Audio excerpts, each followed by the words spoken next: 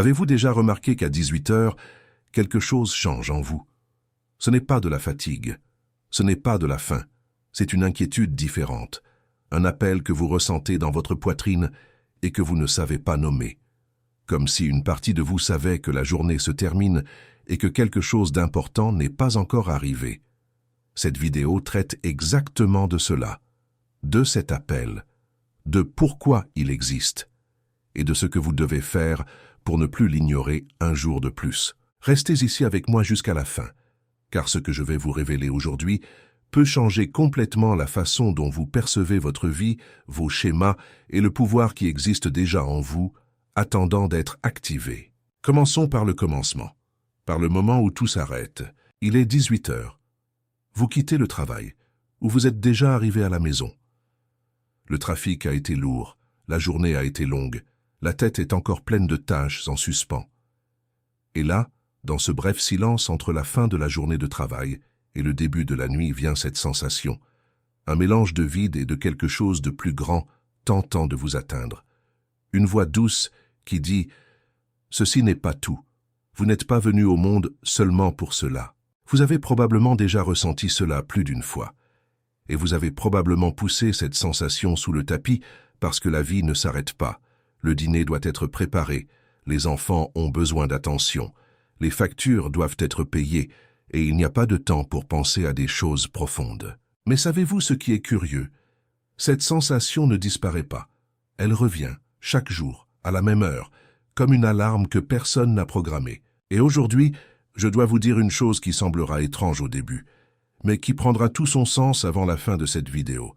Cet appel de 18 heures n'est pas une coïncidence. Ce n'est pas du stress. Ce n'est pas un symptôme d'anxiété. Cet appel est votre essence frappant à la porte de votre conscience.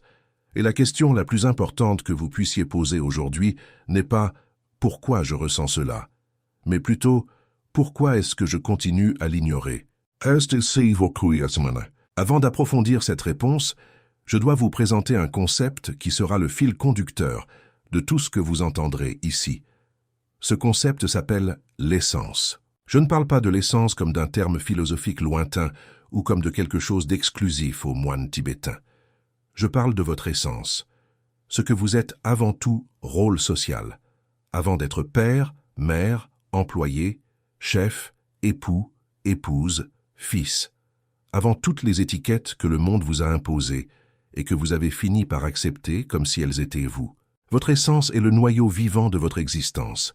C'est la partie de vous qui ne change pas avec le temps, qui ne se déforme pas avec les opinions des autres, qui ne faiblit pas avec les difficultés. C'est l'étincelle originelle qui est arrivée ici avec vous à votre naissance. Et cette étincelle a une fonction spécifique, un dessein que vous seul pouvez accomplir. Le problème est que la plupart des gens atteignent 35, 40, 50 ans sans avoir la moindre idée que cette étincelle existe. Ou pire, ils savent qu'elle existe, mais vivent si loin d'elle qu'elle semble être un rêve d'enfance enterré sous des couches et des couches d'obligations, de peur et de conditionnement. Et c'est exactement là que la souffrance silencieuse commence. Connaissez-vous quelqu'un ainsi? Ou mieux, vous reconnaissez-vous ainsi?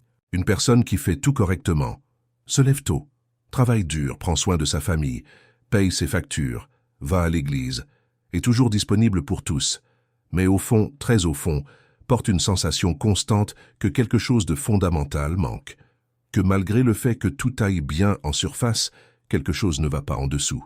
Cette personne sourit sur les photos, mais pleure sur le balcon quand personne ne voit. Cette personne aide toujours les autres, mais ne sait pas demander de l'aide. Cette personne a un cœur immense, mais à l'âme épuisée. C'est la marque de celui qui vit déconnecté de sa propre essence. Et les données confirment cela d'une manière effrayante. Une recherche réalisée par la Fiocruz en partenariat avec l'Instituto Vitalise a montré que le Brésil est le pays avec le plus haut indice d'anxiété au monde. Nous sommes plus de 55 millions de Brésiliens vivant avec cet état constant d'alerte interne. Et la tranche d'âge la plus touchée? Exactement celle qui regarde cette vidéo maintenant. Des adultes entre 35 et 55 ans. Coïncidence? Je n'y crois pas. Je pense que cette génération est appelée avec urgence. Et 18 heures est l'heure de cet appel. Laissez-moi vous expliquer pourquoi cet horaire est si spécial, et je le ferai en unissant ce que la science dit avec ce que la sagesse spirituelle nous enseigne depuis des millénaires. Car ces deux mondes, lorsqu'ils sont placés côte à côte, révèlent quelque chose d'extraordinaire. Du point de vue scientifique, 18 heures marquent une transition biologique. Notre organisme opère selon des cycles appelés rythmes circadiens, qui sont régulés principalement par la variation de la lumière. Quand le soleil commence à se coucher, le corps entame une série de changements hormonaux. Les niveaux de cortisol, l'hormone du stress et de l'alerte, commencent à chuter. La mélatonine commence à être produite lentement. Le système nerveux parasympathique, qui est le système du repos et de la restauration, commence à prédominer. En termes simples, votre corps commence à changer de mode. Il sort du mode « faire » et commence à entrer dans le mode « ressentir ». Et dans cette fenêtre de transition, votre perception interne devient plus aiguisée. Vous devenez plus sensible à ce qui est en vous. Non par fantaisie, mais pour une raison physiologique concrète. Maintenant, du point de vue spirituel, les traditions les plus anciennes de l'humanité, des Védas indiens aux civilisations précolombiennes au Brésil, des enseignements égyptiens aux traditions africaines qui ont profondément façonné notre culture, toutes reconnaissent le crépuscule comme un temps sacré, un seuil entre le monde visible et l'invisible, un moment où le voile entre le conscient et l'inconscient devient plus fin, un moment propice à ce que les anciens appelaient l'écoute de l'âme. Quand vous combinez ces deux perspectives, qu'obtenez-vous? Vous avez la confirmation que 18 heures n'est pas une heure quelconque, c'est une fenêtre d'or, un portail quotidien qui s'ouvre pour vous permettre d'accéder à ce qui est au-delà de la surface. Une invitation à vous reconnecter avec votre essence. Et la plupart des gens passent par cette fenêtre en regardant leur téléphone portable. Mais pourquoi cela arrive-t-il? Pourquoi avons-nous cet accès quotidien à quelque chose de si profond et continuons-nous pourtant à être déconnectés? La réponse réside dans 3 couches de blocage que la plupart des gens portent sans le savoir.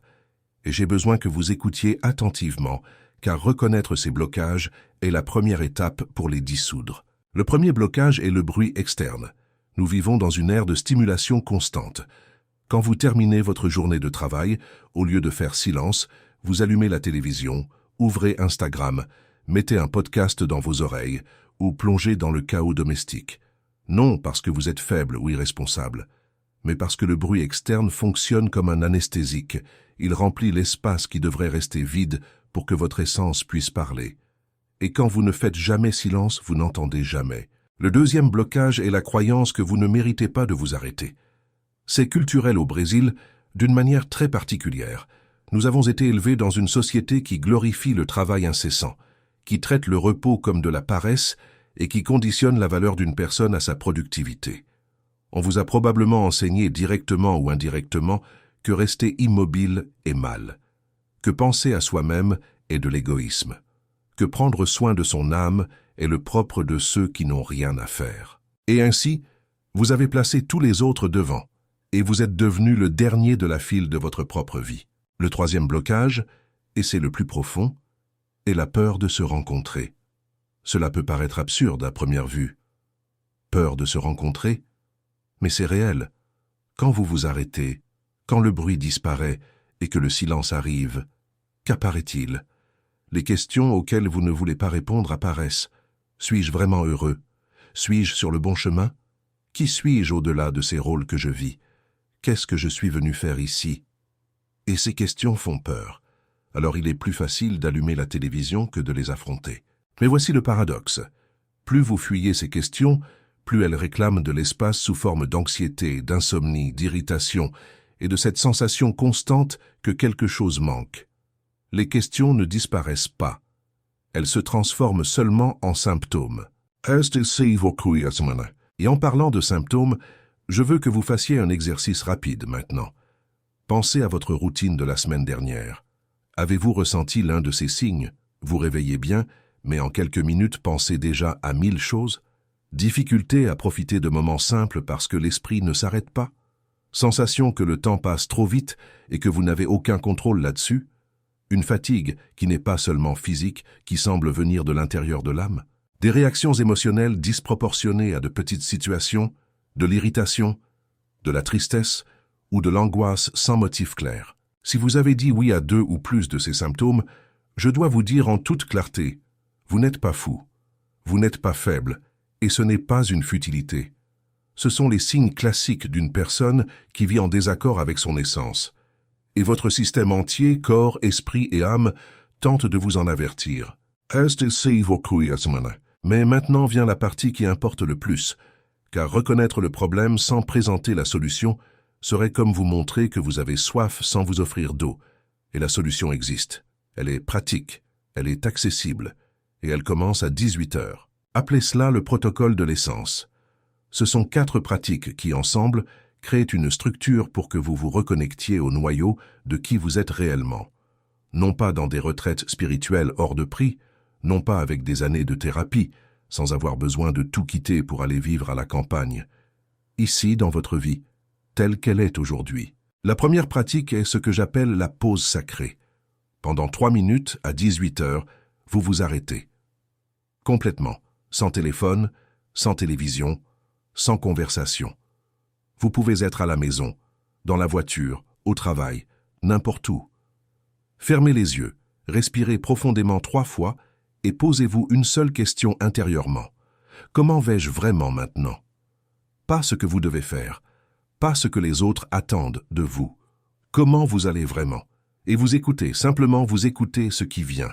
Cela semble trop simple pour faire une différence. Il y a des gens qui pleurent lors de cette pratique. Il y a des gens qui ressentent un soulagement immense. Il y a des gens qui, pour la première fois depuis des années, s'aperçoivent qu'ils sont vraiment épuisés et qu'ils ne s'étaient jamais donné la permission de le reconnaître. 3 minutes, tous les jours, à 18 heures.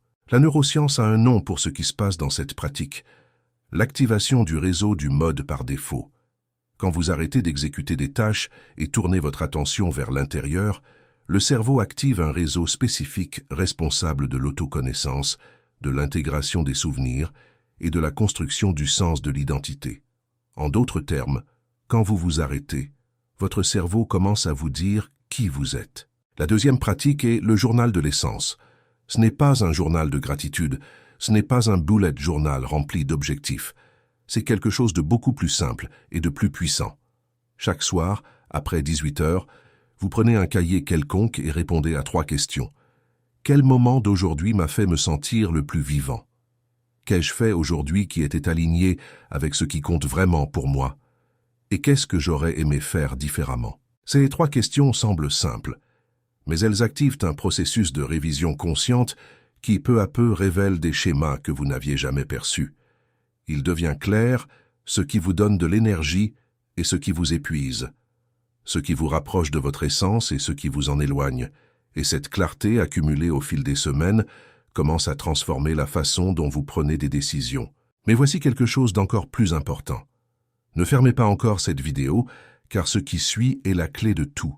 La 3e pratique est la nomination de l'essence, et celle-ci est la plus profonde de toutes. La plupart des gens ne savent pas répondre à la question « Qui êtes-vous » sans utiliser d'étiquettes externes. Je suis mère, je suis professeur, je suis ingénieur, je suis chrétien, je suis brésilien. Tout cela sont des rôles et des identités légitimes, mais aucun d'eux n'est votre essence. Votre essence est un ensemble de valeurs, de talents, de façons de percevoir le monde et de ressentir la vie qui sont exclusivement les vôtres. Ce sont des choses qui ont été présentes en vous depuis l'enfance, qui apparaissent naturellement, sans effort, que lorsque vous ignorez, vous flétrissez, et quand vous les exprimez, vous fleurissez. Pensez avec moi, quand vous étiez enfant avant de vous soucier de ce que les autres allaient penser, qu'est-ce qui vous fascinait? Qu'est-ce qui vous faisait perdre la notion du temps? Quel genre de conversation vous donnait de l'énergie alors que d'autres vous ennuyaient? À quel moment sentiez-vous que vous étiez complètement vous-même, sans aucun masque? Ces souvenirs gardent des pistes de votre essence. Et l'exercice de la nomination consiste à récupérer ces pistes et à les transformer en mots. Car quand vous réussissez à nommer qui vous êtes, vous gagnez du pouvoir sur votre propre histoire. Vous cessez d'être défini par les circonstances et commencez à être orienté par votre propre boussole interne. C'est ce que les traditions spirituelles appellent l'alignement. Et quand vous êtes aligné avec votre essence, quelque chose d'extraordinaire commence à se produire dans votre vie. Laissez-moi vous parler de ce que la science appelle le flow et de ce que la spiritualité appelle la grâce divine. Ce sont des noms différents pour un même phénomène qui se produit lorsqu'une personne est complètement alignée avec ce qu'elle est et ce qu'elle fait.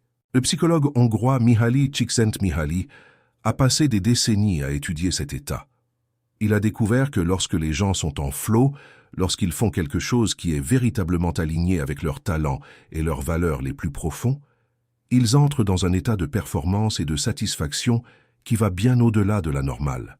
Le temps disparaît, l'effort disparaît, la créativité explose, l'efficacité augmente de façon extraordinaire, et la sensation postérieure est celle d'un profond contentement, non d'un épuisement.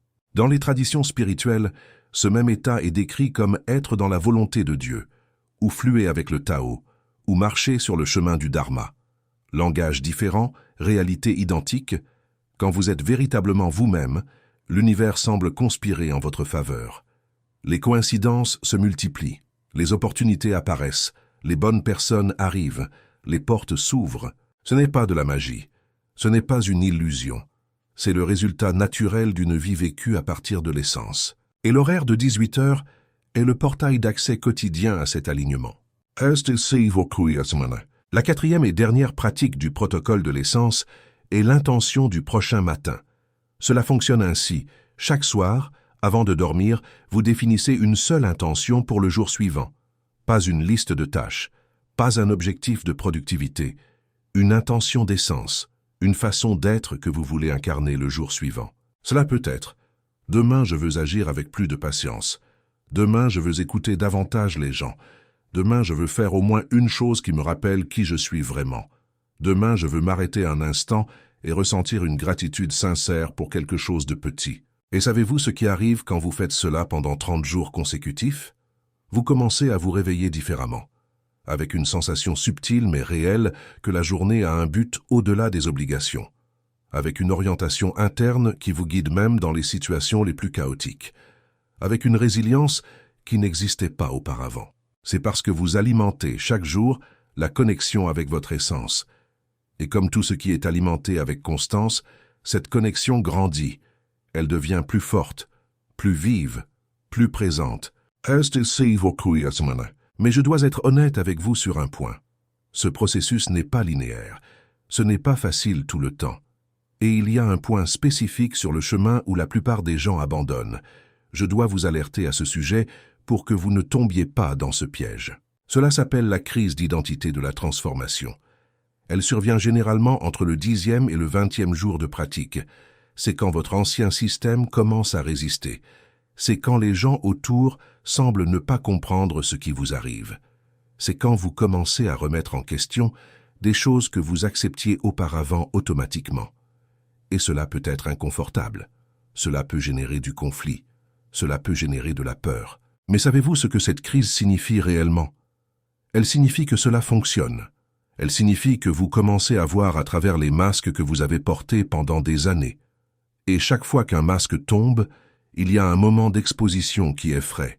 Mais après ce moment vient quelque chose que vous n'avez peut-être pas ressenti depuis longtemps.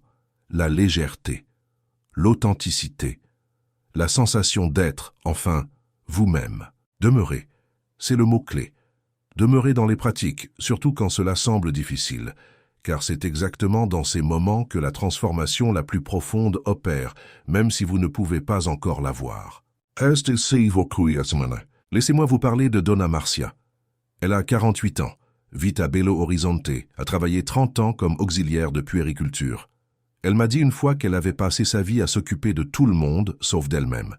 Quand elle arrivait à 18 heures chez elle, elle était si épuisée qu'elle voulait seulement s'asseoir devant la télévision et s'éteindre.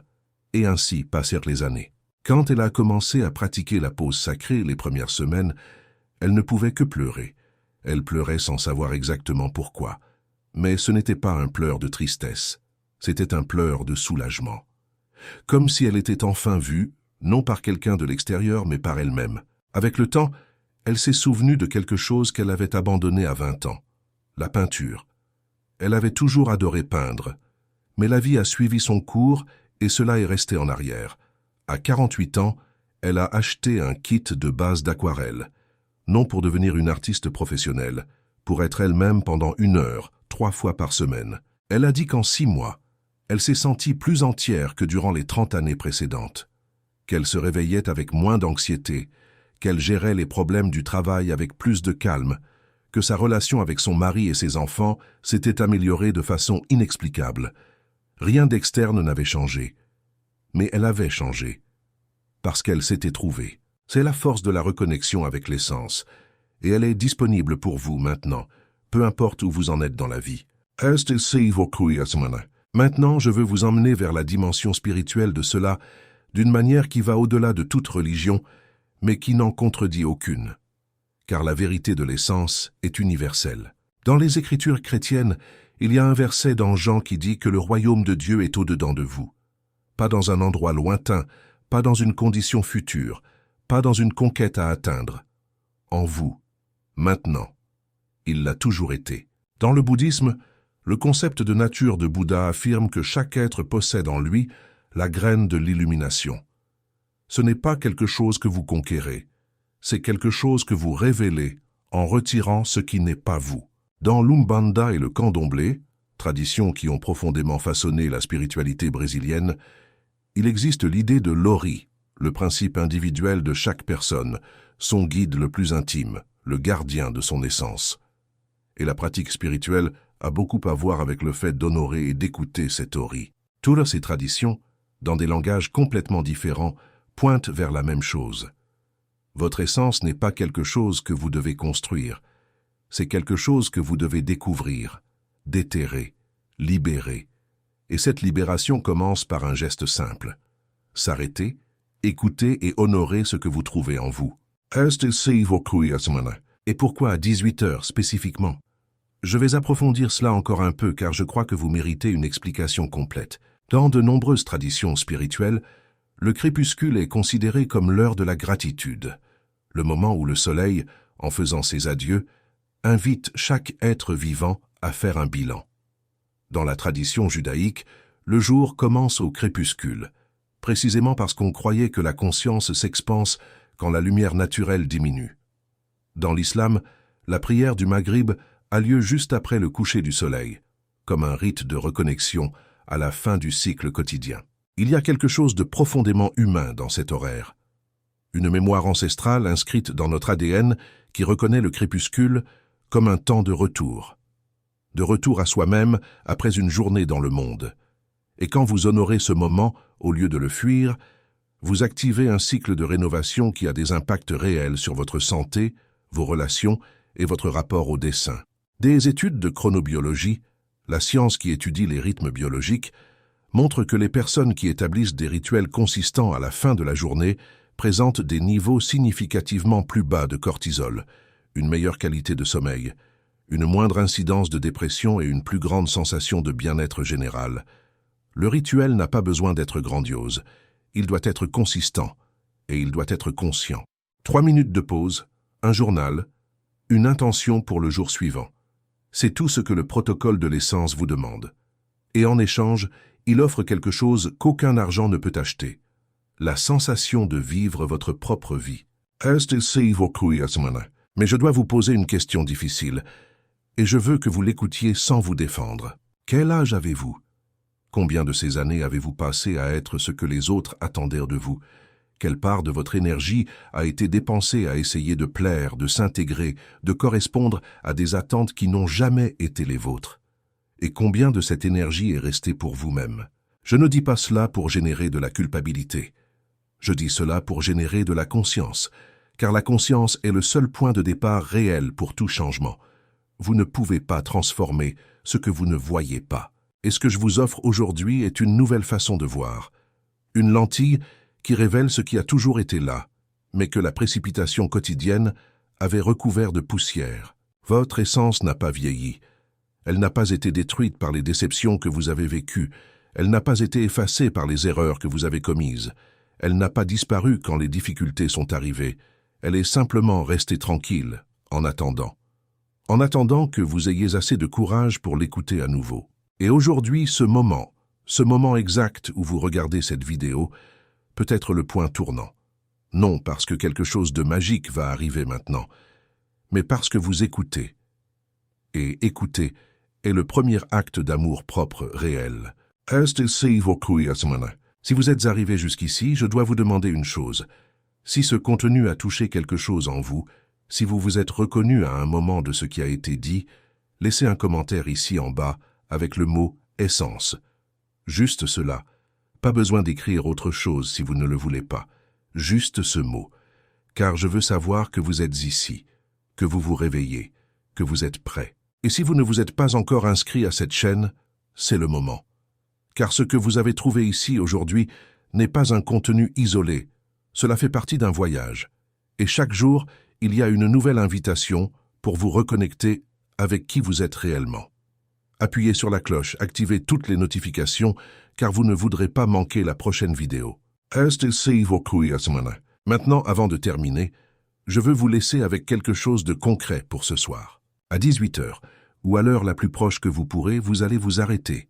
3 minutes, yeux fermés, 3 respirations profondes.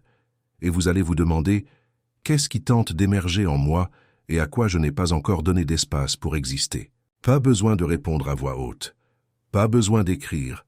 Vous avez seulement besoin d'écouter avec patience, avec gentillesse, avec la disposition de vous surprendre de ce que vous trouverez. C'est le miracle de 18h. Ce n'est pas un miracle qui vient de l'extérieur.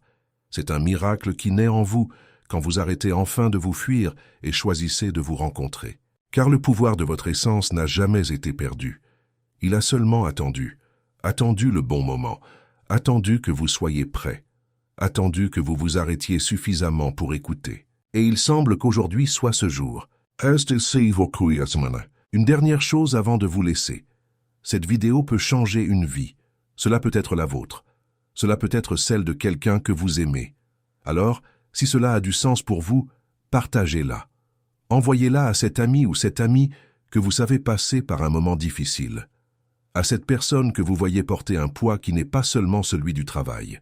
À quelqu'un qui a besoin d'entendre que son essence est vivante, qu'elle l'attend, qu'il est possible de se retrouver. Le chemin commence par un pas. Et le pas commence à 18h. À la prochaine.